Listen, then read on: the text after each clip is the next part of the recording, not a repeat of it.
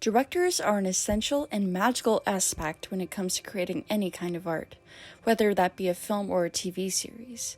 Ultimately, their talents piece together important elements that overall create the project to be the best that it can be, and showcase the best version of the project itself as well.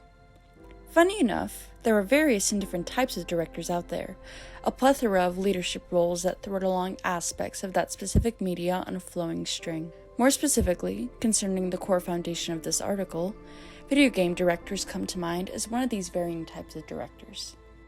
Now, before we get into the whole wonderful and digital-centric topic of this article, I want to mention that hard work on video games stems from more than just the director. As the saying goes, it takes a village to develop a video game. Different departments all try to come together to form one big, incredible, digitalized story.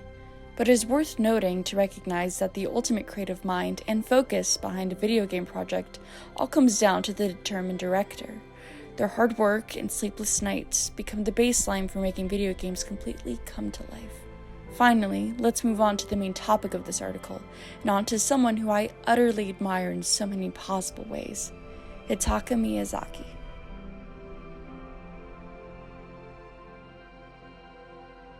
Hidetaka Miyazaki, born circa 1974 to 1975, is a man of truly many talents.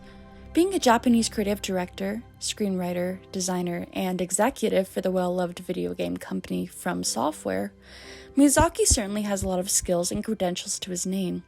Work-wise, he's mainly known for his creative visions and directive work on the fantastical video game series Dark Souls, along with other notable games like Bloodborne, Sekiro, and most recently, Elden Ring.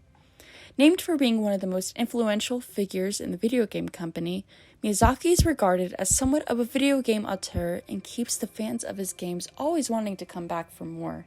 Interestingly enough, however, being a video game director isn't what Miyazaki had originally set out to do for himself. It goes without saying that from what we already know about Miyazaki, he seems more than fascinated and skilled in the world of sci-fi and fantasy. And, ever since he was younger, he's always admired these genres as well. He would read English fantasy and science fiction literature at his local library in his hometown of Shizuoka, Japan as a child, engrossing himself in these stories that would later have a huge impact on how he would tell his stories in his video games. As a child, Miyazaki had no ambitions, going to school for social sciences at Keio University, and later getting a job as an account manager. It wouldn't be until later down the line, around age 29, that he would find his passion in video game design after playing the 2001 video game Ico, diving him headfirst into the desire for a brand new career change. Miyazaki struggled in the beginning to find a video game company that would employ him at his age without any prior video game designing experience. Luckily, From Software would be one of those few to bring him onto the team.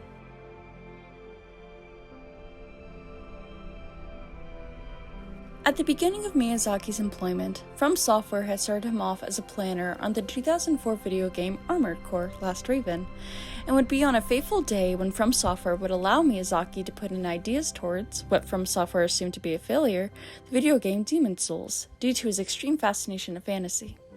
Despite the game not doing well at launch, it wouldn't be until Demon's Souls began distributing outside Japan that sales would pick right up. 2 years after that would lead to ultimately Miyazaki's most successful project out of everything, Dark Souls. It is this wide-renowned success that would rightfully promote Miyazaki to become From Software's president, a feat that many found to be unprecedented to happen to a person within just 10 years. If you've ever played a From Software game directed by Miyazaki, you'll notice that there's always a sense of a philosophical meaning behind the main point of the game. This is likely due to Miyazaki's inspirations that pour themselves into the work that he creates, from other video games that have inspired him, such as The Legend of Zelda and Ico, to books like Berserk and H.P. Lovecraft's literature. Miyazaki's creative process and how he designs stems from these influential media works, allowing the sense of the human condition and fantasy to collide into a beautiful uniting force. On top of this, another aspect that you may notice from playing Miyazaki's games is ultimately how difficult they are to play. Elden Ring being the one majority of fans now are declaring as being the hardest out of all the previous games. Personally, as a huge fan of these games, I do have to admit that the difficulty has both enticed me and dared me to cry on my floor in anger as I died to a boss for the 8th time. However, it's important to remember that there is meaning in this difficulty, for Miyazaki wants players to feel accomplished and overcome odds as they tread towards finishing the game. As someone who has beaten 2 of these games so far, I certainly say that the sense of accomplishment feels more than satisfactory at the end of the day.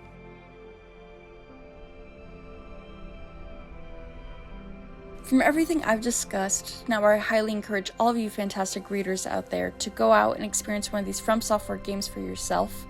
I do hope you all have learned about someone fantastic within the video game company. Miyazaki cares about his fans, and he ultimately cares about the work he's created on top of everything. Starting as someone who had no ambitions as a child to now being one of the most recognized and admired figures in media is incredible to see.